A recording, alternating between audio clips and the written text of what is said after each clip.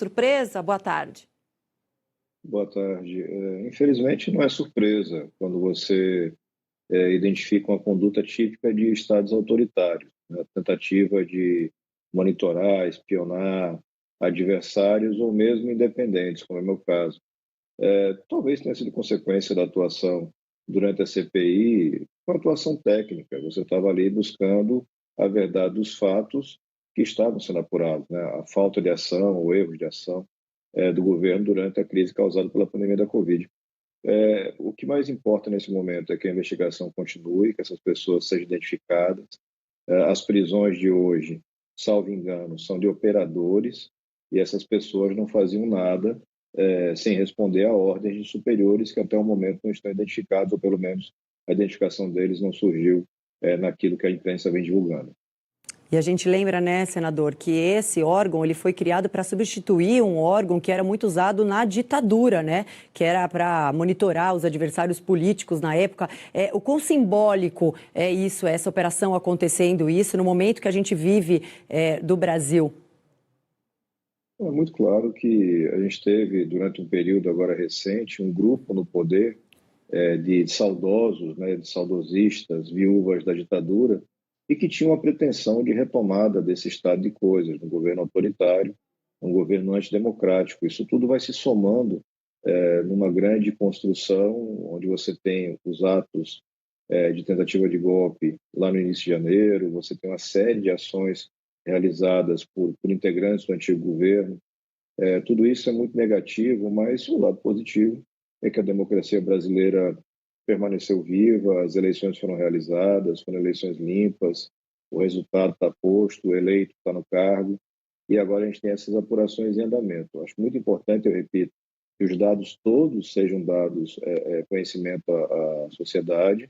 Investigações sigilosas em excesso também não são boas para a democracia, e aqueles que têm a responsabilidade superior também sejam identificados, punidos, presos, depois do devido processo legal.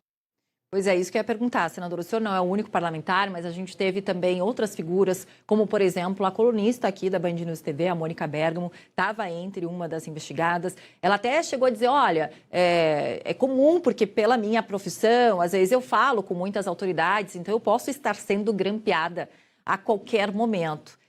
O senhor, como uma das autoridades, quando a gente fala do país, a gente fala de parlamentares, são as autoridades, né? Aqueles que foram eleitos aí para representar o povo. Também imaginava que em algum momento poderia estar sendo grampeada a sua conversa, que o senhor poderia estar sendo investigado de alguma forma, que a sua intimidade ou privacidade estaria sendo violada? E agora, sabendo que ela realmente foi, o que o senhor pretende fazer, não só o senhor, mas também seus amigos parlamentares, juridicamente a respeito disso? Quem tem uma atuação de independência e de enfrentamento com estruturas de poder, e essa tem sido a minha prática de vida, naturalmente está submetido a esse tipo de risco. Isso está dentro do pacote que vem com a minha forma de atuar. O que a gente lamenta é você ver a mobilização de instituições, de aparato estatal, para fazer um trabalho sujo de uma política baixa e autoritária. Depois do resultado dessas investigações, depois que você tiver ciência da apuração como um todo, aí sim cabe avaliar se existe algum espaço de reparação para quem foi vítima desse tipo de ação.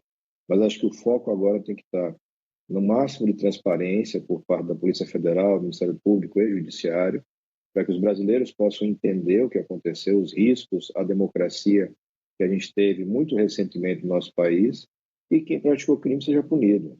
Tanto faz o partido, tanto faz a ideologia. Quem comete crime tem que ir para a cadeia. Senador, queria saber do senhor o que o senhor acha em relação à credibilidade desse órgão, né?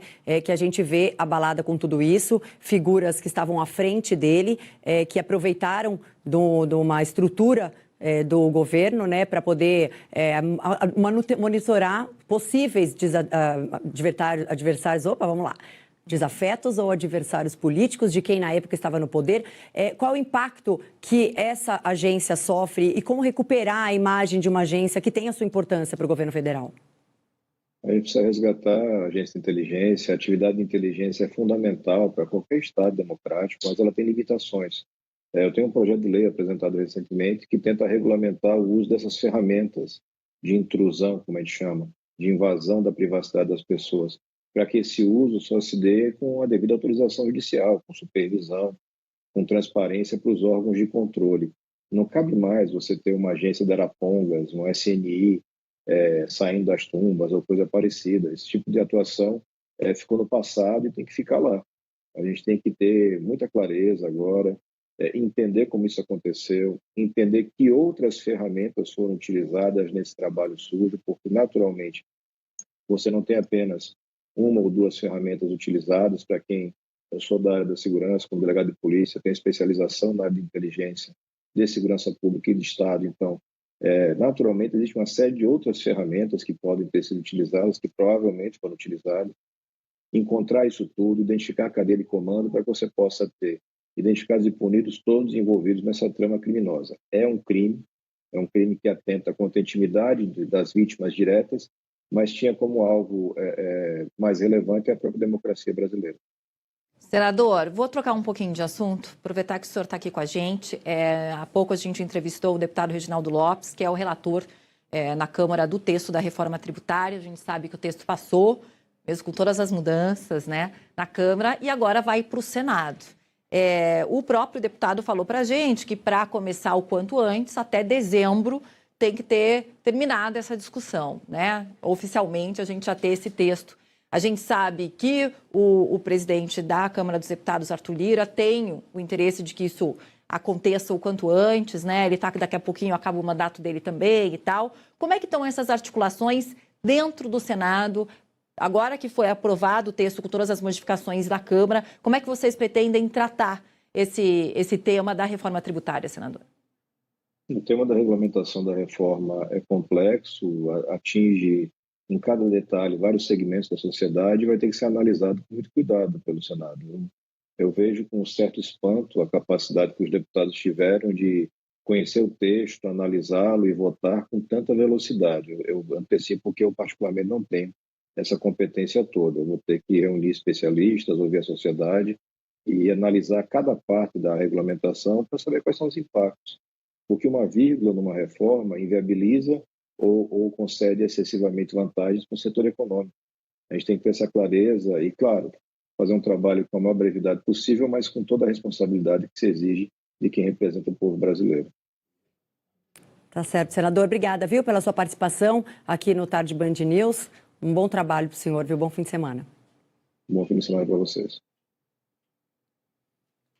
A gente vai para Brasília agora porque a Câmara dos Deputados vota nesse momento a PEC da anistia, aquela que propõe a criação de uma espécie de refinanciamento de dívidas para partidos políticos. Na verdade, um perdão aí a várias irregularidades e infrações eleitorais cometidas pelos partidos. Vamos acompanhar um trechinho.